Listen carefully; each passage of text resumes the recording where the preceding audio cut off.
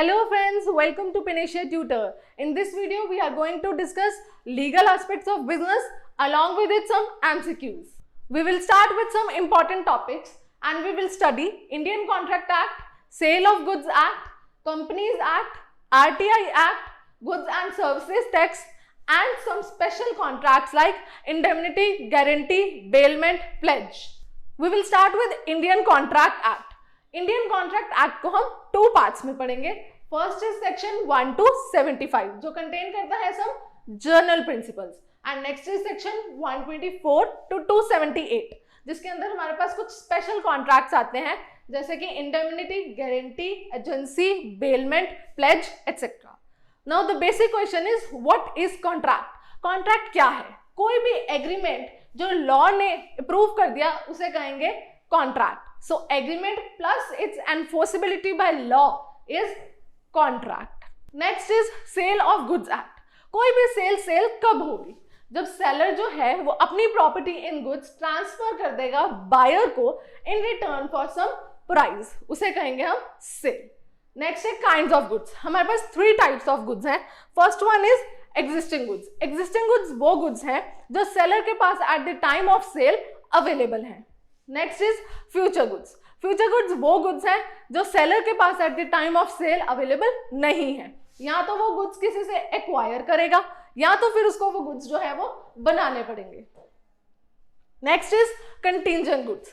Contingent goods कोई भी uncertain situation आ गई तो क्या होंगे वो contingent goods. Before discussing any act I would like to share with you all that you can join our UGC NET and JRF classroom batches, live courses or video courses at Panacea Tutor. For any queries, you can WhatsApp us or mail at panaceatutor.com. Next is Goods and Services Tax, GST.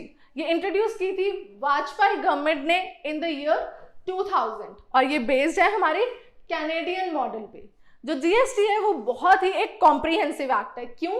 क्योंकि इसके अंदर काफी सारे indirect taxes include होते हैं. Next है GST is multi stage. ये multi stage क्यों है? क्योंकि ये अलग अलग टाइम प्रोडक्शन के स्टेजेस पे लगता है. Next is destination based tax. Destination based tax क्यों है? क्योंकि ये लेवाई किया जाता है eight the time of consumption and not at the time of origin. Next है CGST that is central goods and services tax जो कि अप्लाई किया जाता है सेंटर की तरफ से. नेक्स्ट है SGST that is state goods and services tax जो कि लिवाई करती है state government. And next is IGST that is integrated goods and services tax and it is also levied by centre. And last is UTGST that is union territory goods and services tax and levied by union territory.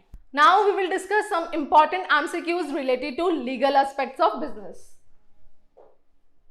Our very first question is what is integrated goods and services tax? Option A, tax imposed on interstate trade. Option B, tax on international trade. Option C, tax on value additions to export. And option D, tax on imported goods and services. So right answer for this is option number A, that is tax imposed on interstate trade. कोई भी interstate transactions पे हम लगाते हैं integrated goods and services tax. Next question is choose the correct sequence of Indian Contract Act. So option A is offer of proposal, option B contract, then C is promise, then agreement and last is acceptance. सबसे पहले जब हमने कोई भी contract form करना है तो सबसे पहले हम किसी को ऑफर देते हैं, फिर उसकी एक्सेप्टेंस आती है, फिर हम उसको प्रॉमिस करते हैं और इससे हमारा एक एग्रीमेंट फॉर्म हो जाता है एंड लास्ट में जब एग्रीमेंट लॉ ने अप्लाई कर दिया तो वो बन जाता है हमारा contract. So right sequence for this is option number 4 that is A, E, C, D, B. And next question is sales कौन सा right create करती है? Sale creates the right of. Option A right in personam, option B right in rem, option C right in things and last option is all of these. तो जो sale हमारे पास right create करती है वो है right in rem. Right in rem क्या कहता है? कोई भी person हमारे पास goods as well as damages दोनों के लिए क्लेम कर सकता है. Next is a cheque is a bill of exchange and has been identified under. Cheque एक बिल ऑफ एक्सचेंज है, ये किस एक्ट ने बताया था? First is negotiable instrument act, second is general clauses act, third is Reserve Bank of India act and fourth is banking regulation act. So right answer is option number 1, that is negotiable instrument act. Cheque को define किया गया है इस act के under section 6. Next is which consent is necessary in the contract of guarantee. Guarantee के time सबसे जरूरी consent किसका होता है? श्योरिटी, डेटर, क्रेडिटर और all of the above. So answer is surety. Guarantee के टाइम सबसे जरूरी चीज होती है श्योरिटी, बिकॉज श्योरिटी वो पर्सन है जो क्रेडिटर के बिहाफ पे उसकी गारंटी देता है. एंड गारंटी का मतलब ही यही होता है कि किसी की भी थर्ड पर्सन की लाइबिलिटी को वो डिस्चार्ज करें. Next is whether HUF can become partner in LLP. क्या HUF LLP में पार्टनर बन सकता है? So answer is no. HUF can not become the partner in LLP. But however कर्ता जो है वो अपनी इंडिविजुअल कैपेसिटी में जो है वो HUF का पार्टनर बन सकता है. Next is what is the age criteria to file an RTI application. क्या एज है RTI में एप्लीकेशन फाइल करने की? 18 years and above, 45 years and above, 16 years and above and no age bar. So RTI में application file करने के लिए person को कितनी देर का होना चाहिए? So answer is no age bar. कोई भी एज का पर्सन जो है वो RTI के अंदर एप्लीकेशन फाइल कर सकता है. Next question is 2 statements are given and we have to choose the correct code. Statement 1, intellectual property rights is a category of property that includes intangible creations of human intellect. Statement 2, IPR does not include trade secrets and moral rights. So answer for this is option number 3, that is statement 1 is correct and statement 2 is incorrect. Intellectual property right के अंदर intangible assets तो आते ही हैं, but ये क्या क्या include करता है? कोई भी patents, licensing, copyrights, trademarks etcetera.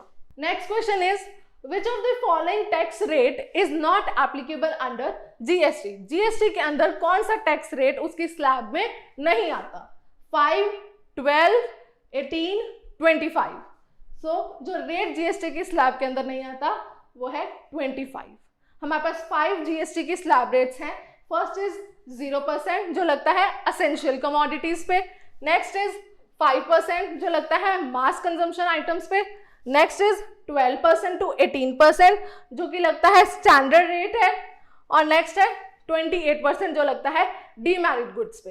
And last question is an agreement created by words spoken और रिटन इज कॉल्ड एज. कोई भी एग्रीमेंट जो हम बोल के या लिख के कर रहे हैं उसको कौन सा एग्रीमेंट कहेंगे?